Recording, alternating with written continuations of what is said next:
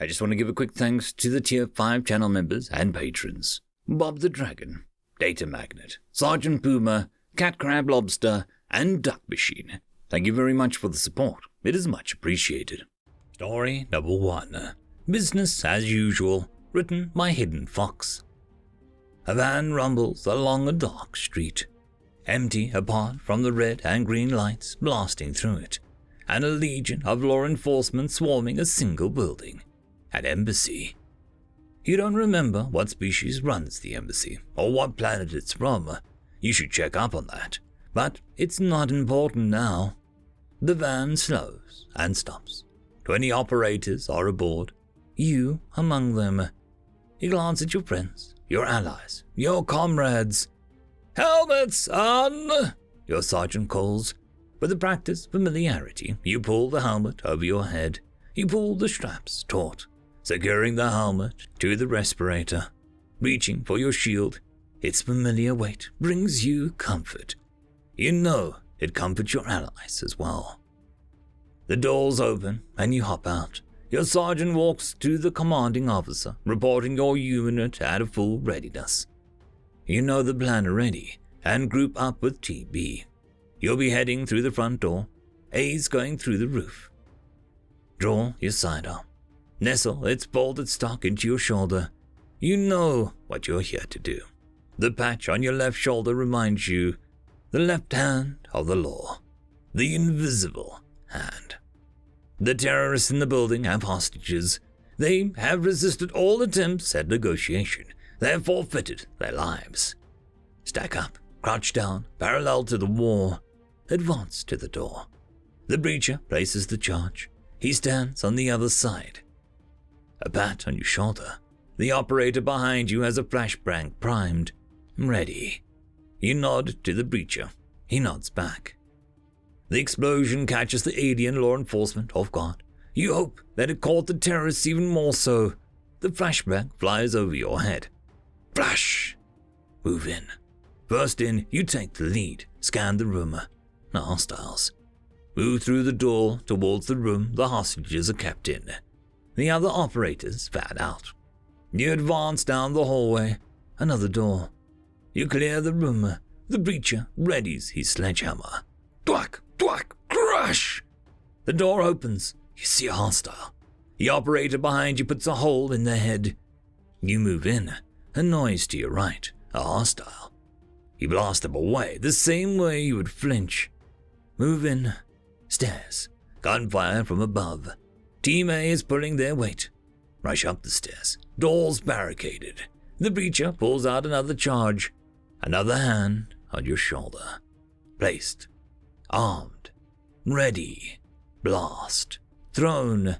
The helmet does its job. A flashbang flies in. Flash. Move in. Clear. Hostile spotted. Disoriented but aggressive. Rounds ping off your shield. You neutralize one. Your fellow operators taking care of the rest. One last door. The hostages are in there. No breaches, no flashes. Too dangerous.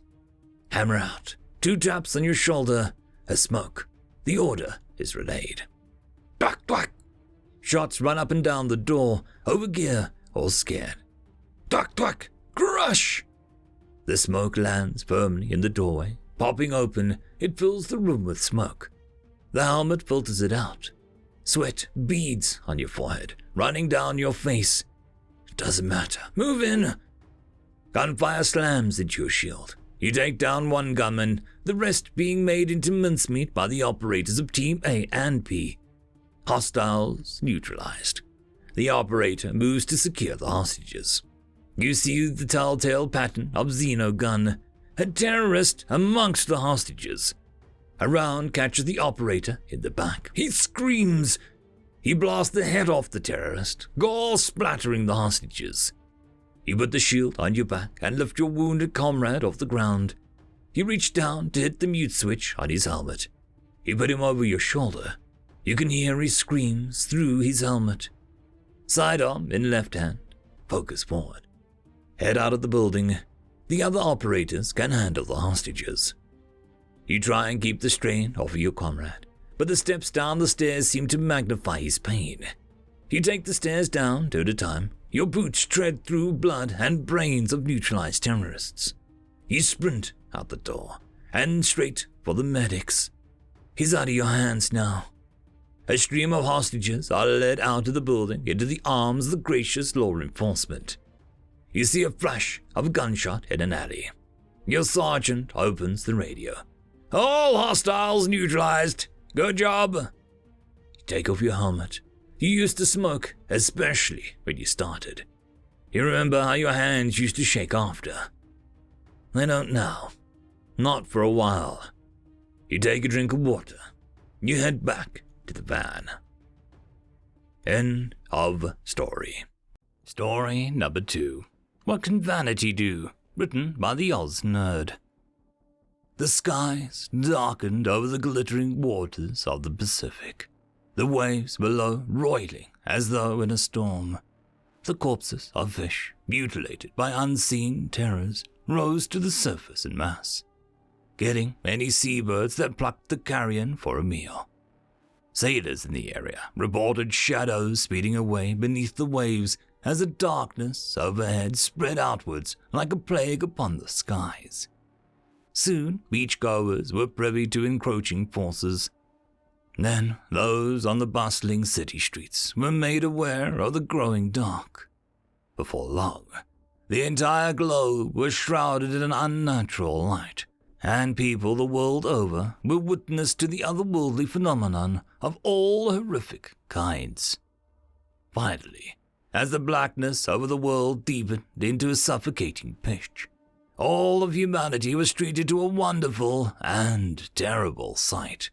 As though viewed by one set of eyes, a shape, indescribable as anything but an amorphous cancer upon the body of reality, melting from the darkened sky. Screams and cries of uncountable things rent the air as a mass grew to encompass all of humanity's shared vision. A shifting shape from outside the borders of reason. A light, beautiful and blinding, pierced the eldritch twilight, at once separate and inseparable from the horror. It flashed in a pattern that no mortal eye could distinguish, sending a message clear to the captive audience. Your prayers, your faith, your devotion, scatter it all to the winds, for they fall unheard and unheeded. You are abandoned by creation, a result of cosmic chance whose existence carries no purpose. Your peace is made by my will. Of dust you were born, and to dust you return in my terrible mercy. The blackness deepened, closing in on the world and the sanity of the inhabitants. The screams grew in power, drowning out all thought from the minds of the weak and rending reality itself asunder. The end had come. A pause. The doom of the world ceased, if but for a moment. Going against the very nature of a force beyond space and time and all boundaries of sanity, the being focused its attention on the lone soul who so flippantly denied its fate. It was an old man, considered wizened by the simple standards of his people, and disfigured in equal measure. You are brave in the face of a brilliant wrinkled one, but your foolish bravado will not spare you from— You're not so tough. We can take you, the old man said, brandishing his cane in sheer defiance. For the first time in its timeless existence, the force was taken aback, and its eldritch black slackened. This insignificant creature's sheer pig-headed refusal to accept its end was a kind altogether new in the eyes of the clawing dark. Somewhat amused by the display, but bent entirely on this world's erasure, the shadow decided to begin with the stubborn man, and thus its screams grew once more in volume. He's right. By this point, we could have turned this entire planet into dust if we wanted. And you've done nothing, spoke another, linked in sight with the old man by the Force's will. An adolescent girl, rebellious beyond reason, to so much as think of taunting a force so immeasurably more powerful than herself. I could reduce this entire galaxy to nothing before any of your feeble minds could comprehend the idea. You impertinent child! But you haven't, have you? Spoke a third, whose sentiment was echoed by yet more of the frail specks, staring at being beyond God's face. Aye, you suck. You're no destroyer. You! My dead aunt was scarier than you. What? Fake news. On and on, the denizens of a world housed within the galaxy, so small as to not register in the eyes of the universe, spoke out in force against the encroaching demise. And the darkness yet weakened. Insults, jeers, and self-aggrandizing rang out across the globe, slowly weakening the void being's grip on the planet. Ripples of stubborn bravado in the face of oblivion drove the dark from the cities and back over the waters, despite the Force's greatest attempts to claw its way back into domination. And before long, as though it was never there, the scourge or shadow blipped out of reality, leaving not a trace of its malice behind. An old thing staggers into space between spaces and beyond reason, repelled by a force entirely alien to its infinite knowledge and reality. What was that? His second Eldritch presence expresses condolences in a way indescribable by mortals. Don't beat yourself up, young one. None of our kind has reached them, and none ever will. The younger of the two existences beyond existence looked at its elder in disbelief. Wait, nobody? Nobody? Why? The elder thing shifted its very being in an impossible way, something that its kind considered a sigh.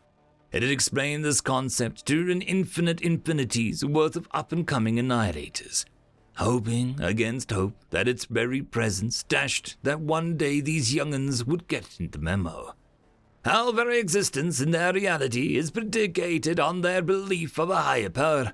The problem there is that those fleshy animals masquerading as something greater are so vain, so self-assured, and so pig-headed, as they say, that they actively deny our power.